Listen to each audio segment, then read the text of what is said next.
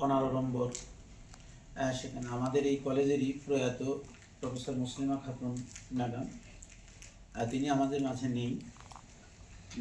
এখানে উপস্থিত আছেন তার স্বামী এবং তার, আমরা একজন গুণী মানুষ হিসেবে আমাদের আদিনা সরকারি ফজলুল হক কলেজের সাবেক অধ্যক্ষ মহোদয় আমাদের মাঝে উপস্থিত আছেন আমাদের কলেজের কর্মরত শিক্ষক মহোদয়গণ, এবং যে উদ্দেশ্যে আমাদের এই কলেজের 10 জন মেধাবী, সায়েন্সের 4 জন, মানবিকের 4 জন এবং ব্যবসা শিক্ষার 2 জন, এই 10 জন মেধাবী শিক্ষার্থী এবং তাদের সম্মানিত অভিভাবক মহোদয়গণ, আমরা যখন চাঁপাইনবাবগঞ্জ সরকারি মহিলা কলেজ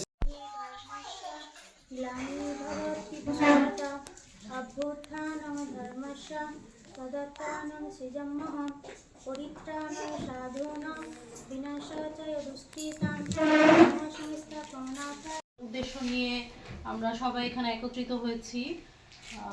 আসলে আমার আম্মুর চাকরি জীবনের একটা বড় অংশ এখানে কেটেছে, এবং সত্যি কথা আমার ছেলেবেলারও একটা বড় অংশ এই এই কলেজেই। আমি ঢুকেই খুবই স্মৃতিকাতর হয়ে পড়েছিলাম, কারণ আমি স্কুল থেকে আম্মু আমাকে নিয়ে।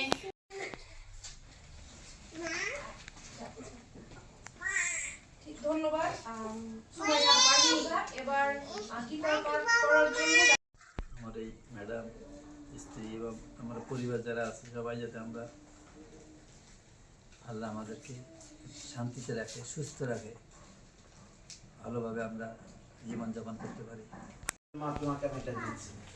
এটা আমরা প্রথম থেকেই তাদের ক্লাসের মাধ্যমে এই চেতনাটাকে জাগ্রত করেছিলাম যে মা শতভাগ যারা ক্লাসে উপস্থিত থাকবে তারা তো প্রতি মাসে পুরস্কার পাবে, এবং আমাদের 3 থেকে 4টে ক্যাটাগরির স্কলারশিপ আছে, তার মধ্যে একটি অন্যতম স্কলারশিপ আমাদের প্রয়াত মুসলিমা খাতুন ম্যাডামের।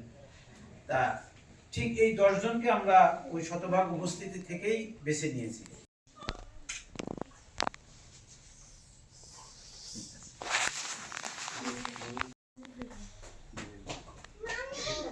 মামার বাবা কি করেন?